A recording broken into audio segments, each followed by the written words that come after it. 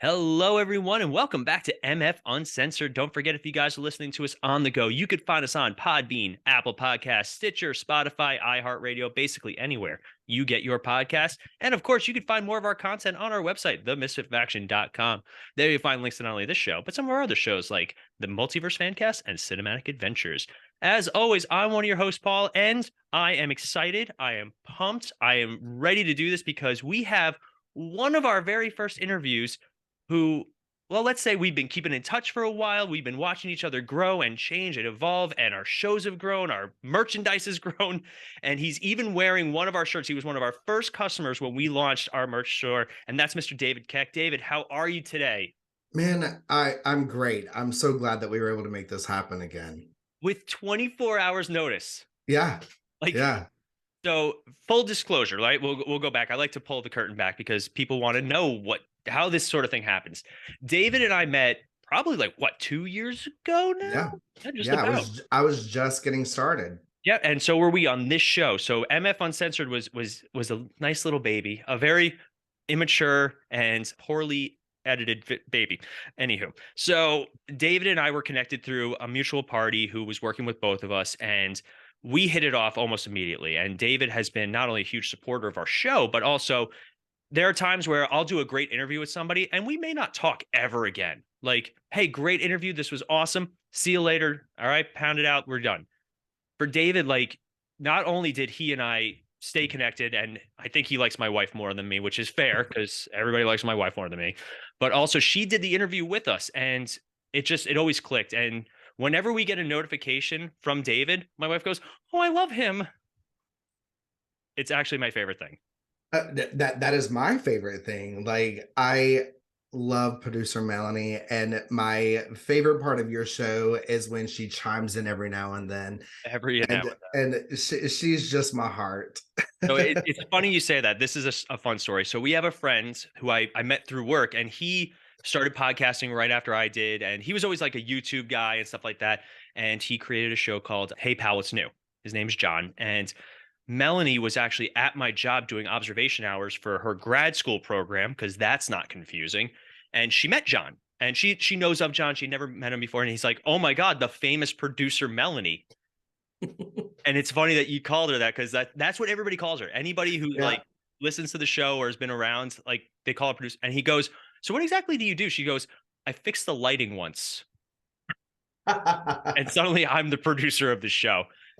And I always tell her, like, the reason we call her producer Melanie is because always giving out helpful advice, always like she does really well on her own and stuff like this. She runs social media networks and websites and all this stuff. And like she puts up with this. There are times where I'm like, "All right, we have to leave dinner. I have an interview in an hour." She's like, "We just got the appetizers. What are you doing?" So she's definitely the best producer that there ever was, and such a big fan of yours. Oh well, I right back at her. Like I think of it.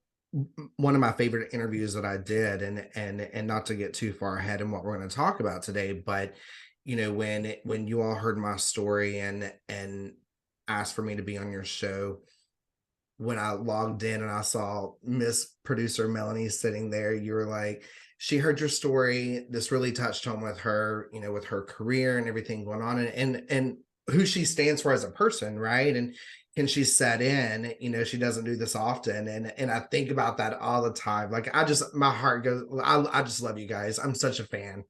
And we're a big fan of you too. And I think that's really what podcasting is at the end of the day. A lot of people think that podcasters compete with each other.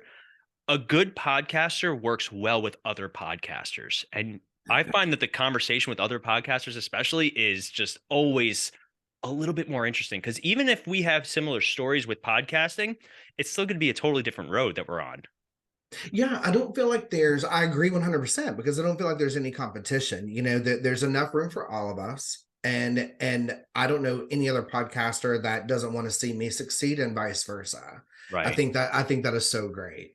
So let's take a few steps back. We have a ton of new listeners. We've had a lot of growth over the last 2 years, which if you guys are listening for the first time, welcome, enjoy.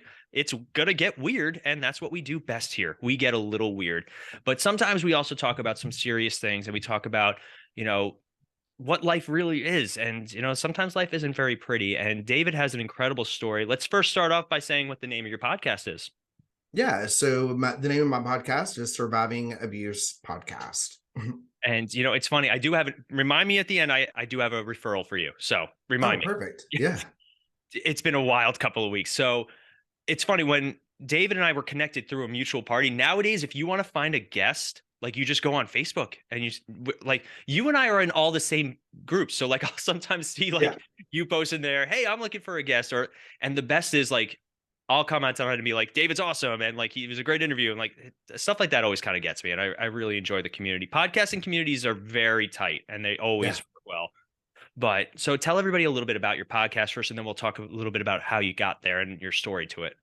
Sure. Yeah. So I guess you can tell with the name Surviving Abuse Podcast that it covers, survival, but I try to put a positive spin on things. I don't want anyone to ever log off of my show and feel like they, need a drink in a bad way. I want them to log off and feel motivated to go do something and hopefully provide them with a resource toward their recovery. Each week I interview a new guest and we talk about all different forms of abuse and how they recovered, and hopefully providing tips and resources for other people, because my journey is not going to be what your journey should be, right? And so I'm hoping to provide enough resources for people to find what works for them to get them on that path of recovery. Dude, that's awesome. And I think it's an important thing. And I think trauma and abuse have taken on a lot of new meanings in more recent years. Like you used to think of abuse was like, my dad hit me or something along those lines. Nowadays, we talk about generational abuse. We talk about building boundaries and one of the best lines I ever heard was, if I'm building a boundary, it's not because I want you out of my life, it's because I want you in it. Right. And just like Melanie, we're going to talk about Melanie, I feel like, more in this entire episode, one of us, but she has been so fantastic with teaching me how to create boundaries, especially with my own family, in good ways, Sure. in really healthy ways, and kind of recognizing that abuse can be intentional or it can be completely unintentional. I come from a very Italian family, and the way the Italians did it back in the day, it involved a wooden spoon and you better be faster than whoever's holding it. But nowadays, like you recognize, hey, like it's not always somebody's fault per se that they treat you. It's how they were raised themselves. It's how they learned, It's a mentality that over the years has changed. Like I even look at your podcast when you first started, it was really about your story and helping people through that. And now like the topics that you kind of go through. So how has your podcast changed since you started? Oh my gosh. So the first season, I started out telling my story. It, was and still is my therapy. And throughout interviewing people, I would share tidbits of my story. And I still do, but probably not as much, because I'm wanting to bring awareness to traumas and all form of traumas. I can't tell you how many people have contacted me and said, I had no idea this was abuse, Right. and one of the questions that I ask often is, how has society failed us? With the TV shows that we watch and the way that we are groomed without even knowing that we're groomed, and which kind of comes into play with generational abuse. And so the topics, they've just been endless. The people that have reached out to me have been incredible, and it's taken a whole different path and turn. Like I'm an open gay man. I thought that was going to be my target, and I love how diverse my crowd is. We are gay, we're straight, we're white, we're black, we're cis, whatever, and I love that because it's trauma doesn't discriminate. We're all there with it in Yeah. I one way mean, or another. like, so first and foremost, if anybody has any issues with that, we're not the show for you. You can turn it off now. So we'll start there because David's not only a friend, but also we do not tolerate any sort of hate on. Well, this is the Misfit faction. This is the people who have felt in some way some sort of misfit like, right? I was bullied in high school. it was a big thing for me, and it changed a lot about who I was. It's why I started taking martial arts, which led to a career, which led to what I do now, which led to me meeting my wife. So I won. Like, Right. to all the kids that bullied, like any kids who bullied me in high school, like I beat you. Sorry. Even better, when I went to my 10-year reunion, I got more numbers at my 10-year reunion than I ever did in high school because I didn't care anymore. And I find that bringing that confidence, like it's like you said, some things just don't discriminate. Some things are just universal forces. Everyone can love, everyone can hate, unfortunately. And it doesn't matter who you are, it matters how you react to it. And I find that especially nowadays where everybody has a voice, everybody's just talking shit. Mm. Like I can't This turn on new the news. generation, man. Wild. And And I love them for it. I yeah, yeah. love them for it. So I love it to a point, and my biggest issue is nowadays, if your opinion doesn't match somebody else's opinion, you're just wrong. Like, and as much as I love, like, for the most part, there are some things that are just irrefutable. Like, stop arguing it, just whatever. It's not about you. But like, my wife and I are very different in the way that we view the world, the way that we were brought up, and the way that we look at politics, business, life, whatever it is. But her and I have conversations. And there are plenty of Mhm. times where I look at her, and I was like, I didn't think about it that way. Now I do. And vice versa. Right. So like, even though I have a very different, lifestyle or religion or whatever from somebody else, I'll always listen. Tell me about it. I want to hear. I wouldn't be a good podcaster if I didn't want to hear people's stories. Well, and how else do we learn, right? Right. And I don't want to be in a room with 100 Davids. As amazing as I think I am, I don't want to be surrounded by everybody that only thinks like I do. That is not going to that's not going to broaden me. That's not going to further me. It's not going to educate me. I'm not going to grow.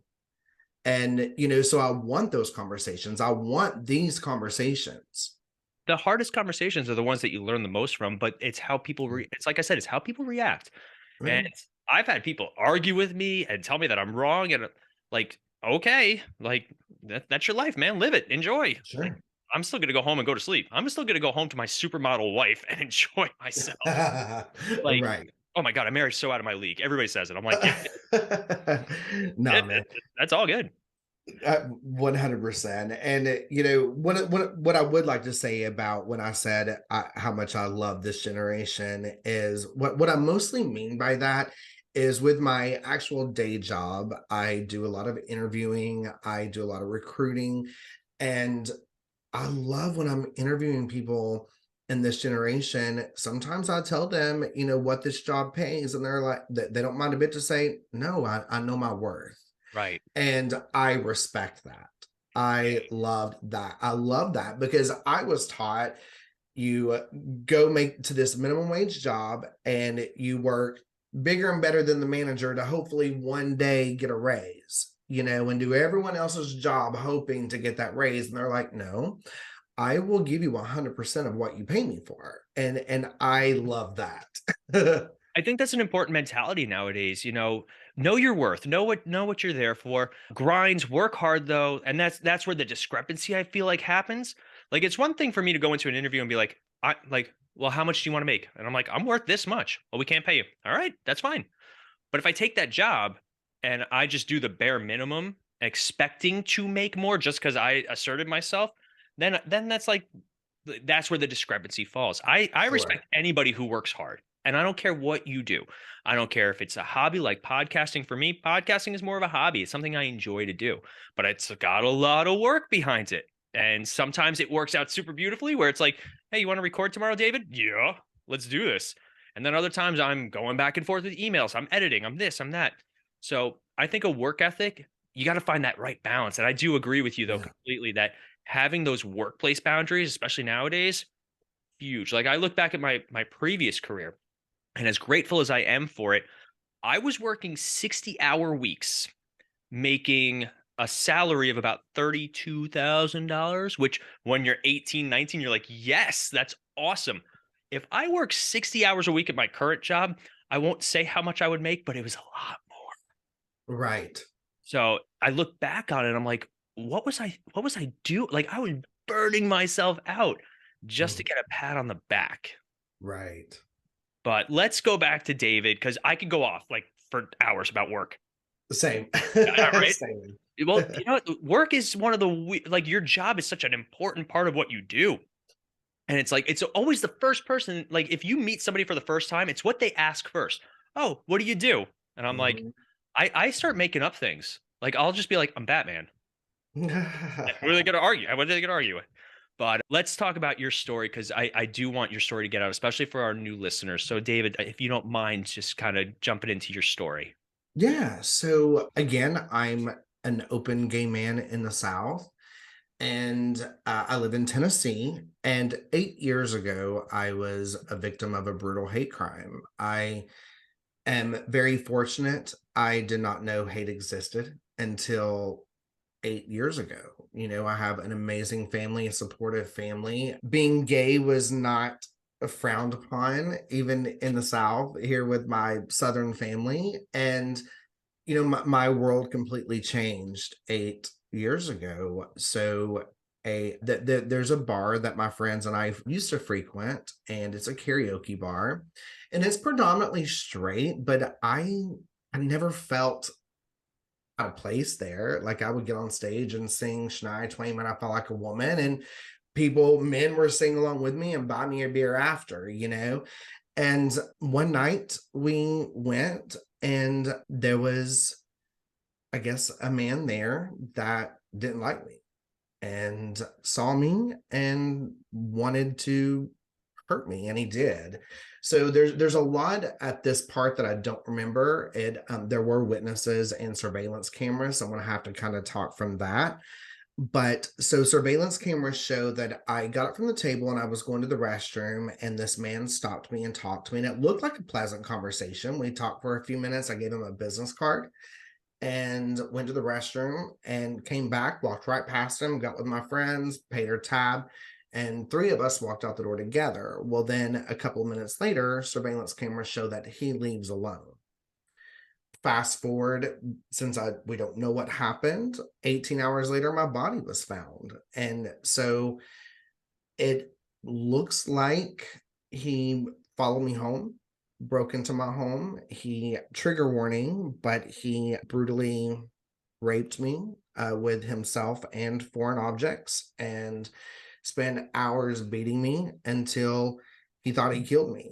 And he used my phone and called the mother of his children and confessed to murder, and stole my car and my credit cards and went bar hopping. And once he got drunk and kicked out of a bar because he was bragging about the F slur that he just killed, he was drunk and wrecked my car. And so when the police came to the scene, he confessed to murder. That's wild, man. Yeah. So, obviously justice was served to that individual, I believe, the last time we had a conversation. So I guess I don't really know where I stand with that and where I stand with justice. He did go to jail, but he did 4 months for attempted murder and was released on good time before I could even walk without a walker. So, depending on what you call justice, I guess. It's funny, the criminal justice system, as much as I'm a very big proponent of, criminal justice, and I'm a big supporter in our household of the police. Say what you will. I'm like, I'll never argue the bad apple theory and all that stuff. Sure. But obviously, there's plenty of good ones. My family's police, so there's such a discrepancy. Like you live in Tennessee, down south, and we live in New York, where New York, New York laws with criminals are so lax. Like you can be arrested and released within minutes. Like it's wild how crazy it is that they I get the mentality, right? They wanted to create a system where it wasn't so much punishment, more rehabilitation. But then you look at some of these people, I'm like, like if I did something bad as a child, I was punished. Never like to a horrible degree, but like I learned that negative response. And there's tons of stories or tons of theories about how to discipline a child, how this and that, and I'll never know the right answer. Like when Melanie and I grace the world with our progeny one day, we'll learn the hard way, hopefully. Sure. But her and I are so very much aware though of stuff like generational trauma and all that, where we're going to have a lot of conversations about how to properly discipline, and some things may work and some things won't. But Absolutely. I hear your story, and like the last time we talked a lot about forgiveness and a lot about moving on and getting past the trauma, not forgetting it, but learning from it and building something. So for you, what does forgiveness mean to you at this point now that you've suffered something like this? Now that I've gotten in deep with my show and some interviews I've done, I've had to reevaluate what forgiveness is. Even when I re-listened to the episode what I did with you and Melanie, a part of me wonders how much of that quote unquote forgiveness it is true to myself versus what society has told me I should do. Mhm. So that's kind of the battle I've been with, and the question that I get the most is, what is forgiveness, what is justice to you? And the answer that is given is justice is, or I'm sorry, forgiveness is for you and not for the bad guy. And I'm very stuck with that. What I find peace in when I think about it is the forgiveness for me. When I think about the past 8 years, I especially the first year or so, I was a completely different David. I not only had brain trauma, but I had PTSD. And I mean, I still do have these things. I've just learned to cope with them. I don't think you're ever cured, Mhm. but I had to forgive myself, and that is not blaming me for anything, but I had to forgive myself for the person that I temporarily became.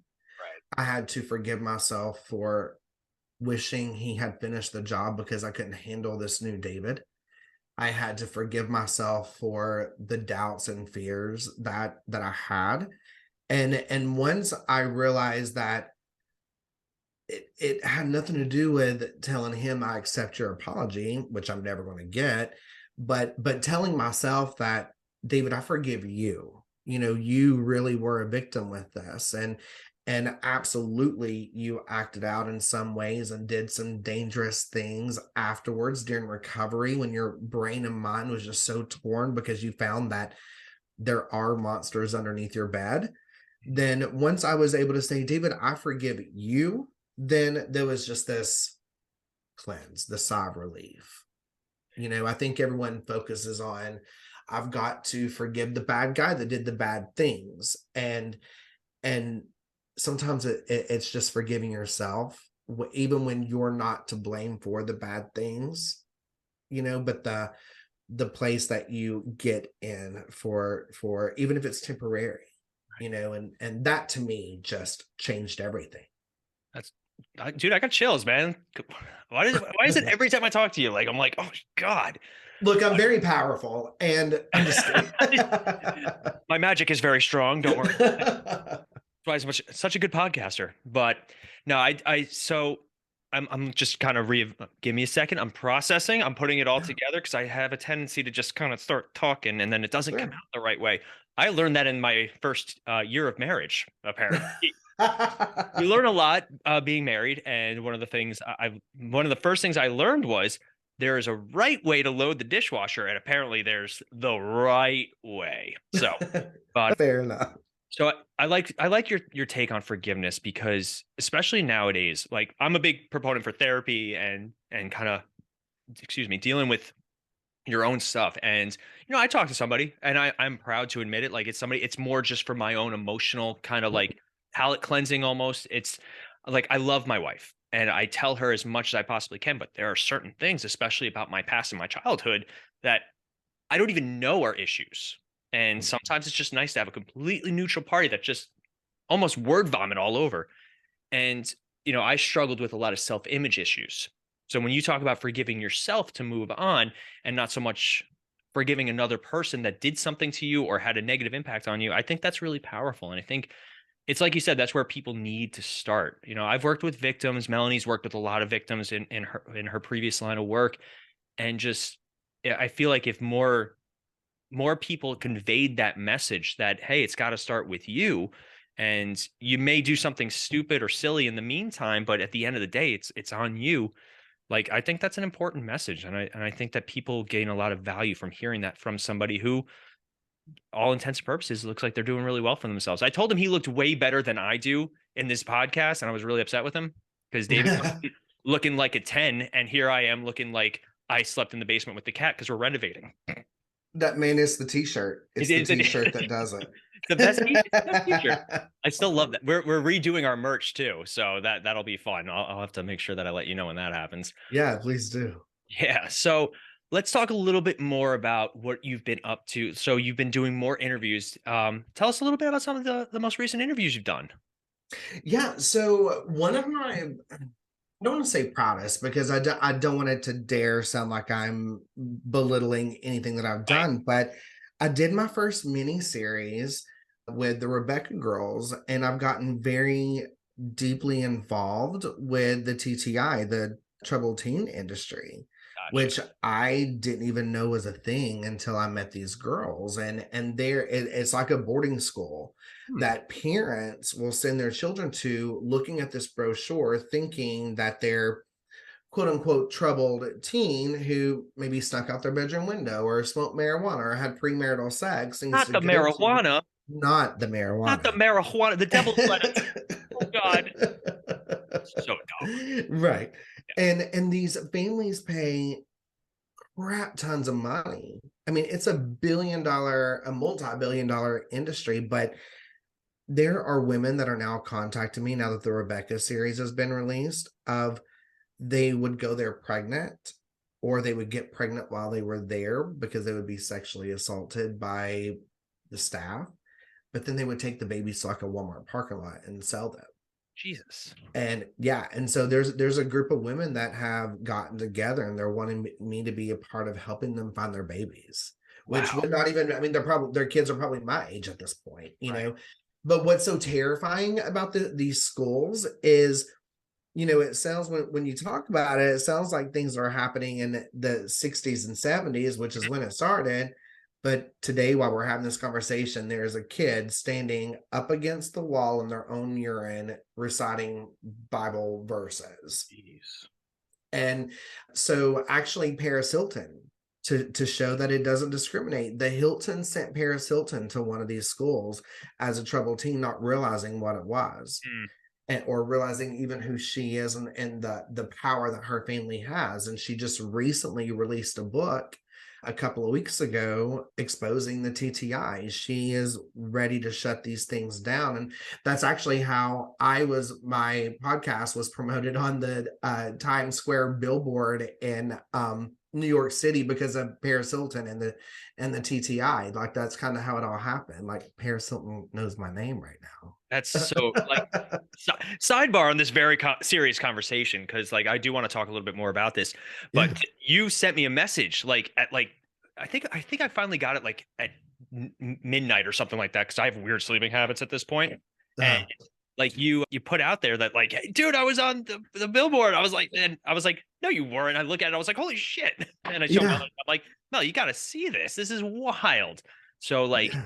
dude, congratulations. That's such a big Thanks. thing. Like to podcasting in itself is difficult, but like to get some sort of notice or notoriety or anything like that, that's just awesome. So congratulations on that. That was really cool. Yeah. Thank you so much. But most importantly, like we have been a part of shutting down one of the schools because a preacher who is also the cop of the small town, like the sheriff of the small town, came across some girls and he that came to his church to sing, and he was like, something just doesn't seem right about them. And so he started using the Google machine and came across some things and found my podcast and listened to the mini series I did and got the school shut down. Awesome. And yeah, and not only that, but they and we made sure the girls had a safe place to go with food and clothing and not just put out on the street, welcome, to drugs and prostitution because that's all you've got at this point, like which happens in so many cases. And so I'm very proud of that. That's awesome. You know, like to hear how that happens, how that went about, and how it was resolved. And I find that, do you agree that nowadays there's a lot more awareness of trafficking and stuff along those lines? What are your thoughts on the current climate in that? I think that it's equally as scary as much as it has always been, but I do think that there is so much more awareness to it. Where we are with technology these days, that there's no more secrets, man. Right. Sometimes that's amazing. And if people would use technology the way that it should be for expose, for cases like this, then hell yeah, that's amazing. And I think that it's still a scary place because as much as we think we know, the bad guys they always seem to be a step ahead. They've already thought this stuff out. But I think that we're getting there. Yeah, one of my friends, she's very passionate about trafficking and that's a weird way. Awareness about trafficking, not that There she's you go. passionate. That could There you go. go. Yep. Edit. No.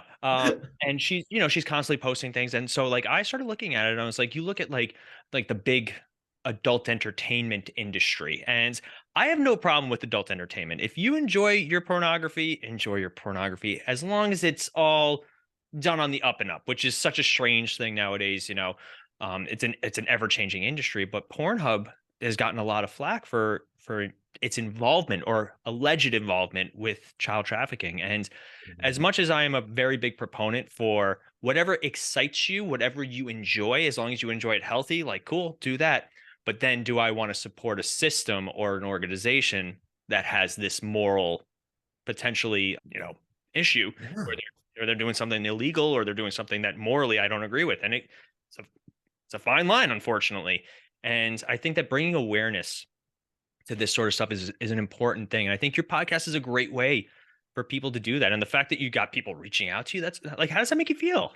Oh my god, man. I As a survivor, I think one thing that everyone goes through, but I find it very harsh and hard and big in this survivor world is patting yourself on the back and giving yourself credit when credit is due. And man, I can pat myself on the back for this. Like Do I it. wake up Yes. every day and I'm like, oh my God, like I love what I'm doing. I've taken something so horrendous that happened to me and I'm turning it into something beautiful. And there's not a lot of things that I can say that about myself comfortably. This I can. And I love that. Dude, like you should pat yourself on the back. And if I was there, I'd pat you on the back. Like it, Thanks, man. again, it's weird. Like you and I started and like your podcast was just starting, our podcast was just starting. And to see us now, like you're doing amazing things and you're passionate about it still. And like I think the last interview I did, the guy said that statistically there's about 5 million active podcasts on Spotify. Because I asked him, like, what's the saturation? Like, how does that affect your business? Et cetera, et cetera. And he's like, 5 million podcasts active on Spotify. There are 100 million that are actually on Spotify, though, registered, but they're not active. And I was like, holy crap. Like that blew my mind. And, you and I can both attest that podcasting's not easy. And it's something that you have to be passionate about, consistent about, and you have to bring a lot of energy and a lot of time. We try and streamline as much as we can. That's why I created a show where I don't have to edit as much, quote unquote, with MF Uncensored, because like it's uncensored, it's raw, it's everything that it's supposed to be. So to see your show take on not only such a passionate route, but also like to be doing something that's got to be awesome. Yeah. Man, it's my therapy, and I get just as much from my guests as they get from me and vice versa. I'm very blessed. I did a podcast. It's been a couple months ago now, but they would do like these rapid fire questions. And one of them, like I was like, I had to take a deep breath. And then after the show was over, like I really had to go like take some time alone and process because the question that they asked me was, would you change anything now? And immediately I was like, nope, I would not. But a year ago, I would have done anything to have not been a victim. I Right. would have done anything to have not experienced that. And now, like and it's that rapid fire, right? So when they asked me that and I said no, and I gave a reason why, like I even had to be like, hold on, we've got to pause for a Yeah. minute Yeah. because I did not expect to answer that way. But when I went outside in my backyard, it was kind of just playing around and, trying to process things and watching the dogs run. I was like, I really wouldn't change it. Yeah. And that was a really cool moment for me. Do you find that that's the most common question that you get about the whole ordeal? Yeah, yeah, that and the forgiveness one. Right. And then you get the unsolicited advice, like, just, oh, just get over it or just do this. Like, Yeah. there's nothing that I like. Don't get me wrong. I am very guilty of when my wife is telling me something of being like, well, here's the solution, you silly goose. She doesn't always want the solution. And I've gotten better at just sometimes she just needs somebody to listen. And Mhm. like her and I have talked a lot about how we communicate with each other because communication's hard for anyone, especially your significant other. And we had a lot going on with COVID and getting married, and then the COVID reception and this and that. So having the time now to really talk about communication is important. And I find that the way you ask somebody something or the way that you talk to somebody about something can really change the tone of the conversation. Like I could easily, not being a victim of this particular instance, be like, well, just get over it. You're fine. You survived. You're good. But Mhm. that may not be the case. Somebody may need to hear that somewhere, but it's so individually based. And I just love how your story is very uplifting at the same time. Like you have used it in such a powerful way. And I really do commend you for that one. Thanks, man. And I really do appreciate that. And there was when you were talking about how, you and Melanie and trying to learn how to communicate and all that. Of course, my partner and I went through that too. We were together, when COVID happened. And I tell you, if you can if You you can can survive make that. it look, if you can be in a relationship and confined into four walls with someone like we were during COVID and you made it through, you're golden, Oh right? yeah. And so there is sometimes like I love music and I love country music. And there's a song that I heard one day and I took it to my partner and I was like, you need to listen to this song because I sometimes don't know how to put things into words.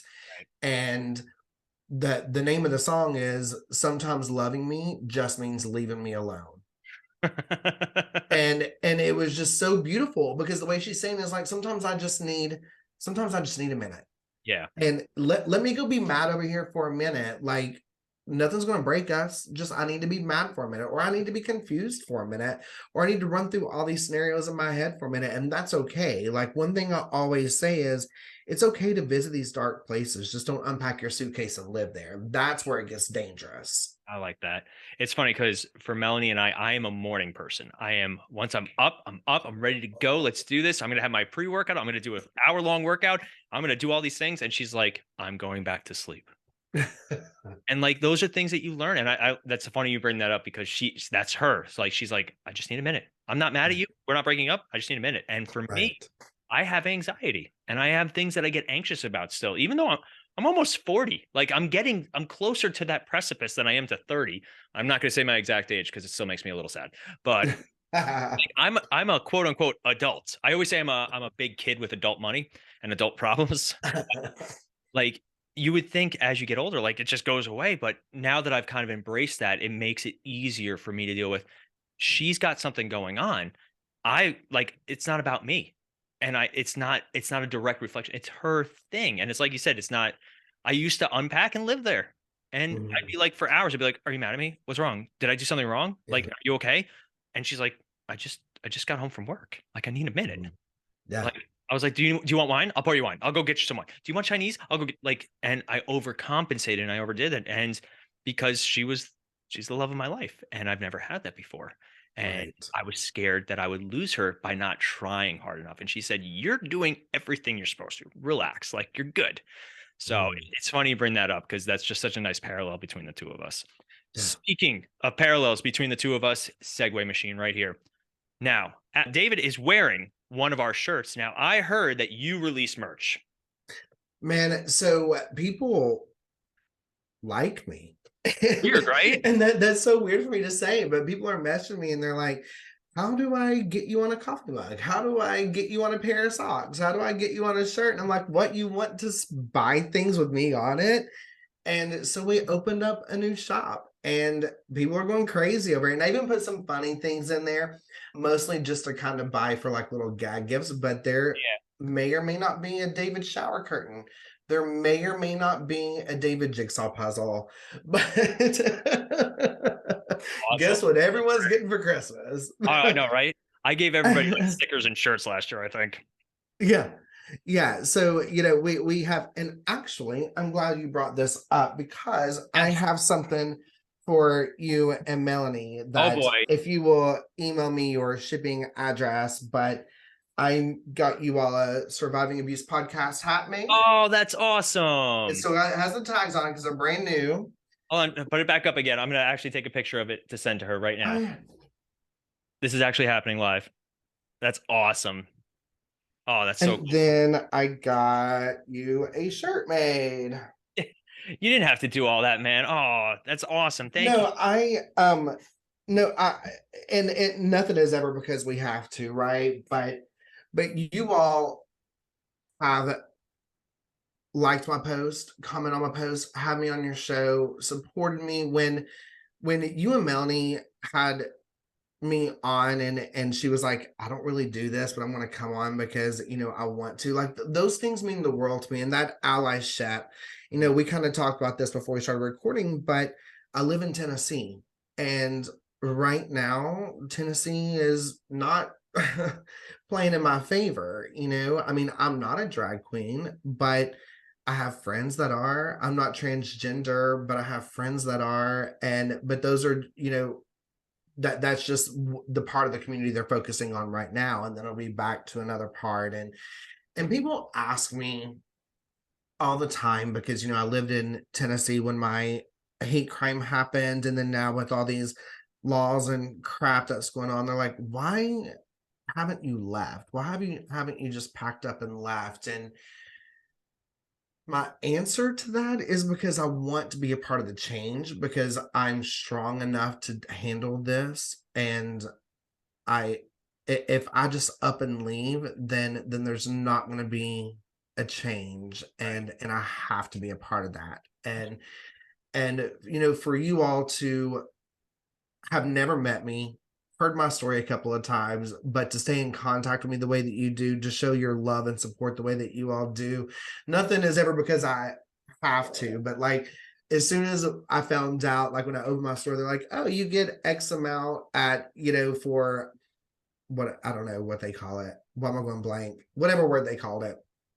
And so I was like, oh, I'm going to take one of everything. And then when it all came in, and after we talked the other day, I was like, I want to send them this because just as a thank you, because you all have been just very true to me, and I appreciate that. Thanks, man. We appreciate that, and we love having you on. Hopefully, the next time you're on, I actually have producer Melanie here because, again, it didn't work out timing wise because her and I now have very different schedules. She got a new job probably like a year after you and I talked, or the three of us Wow. talked.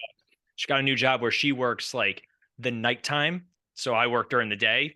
So we'll see each other for like 2 hours on like Monday, Tuesday, Wednesday, and then Thursday night's always date night.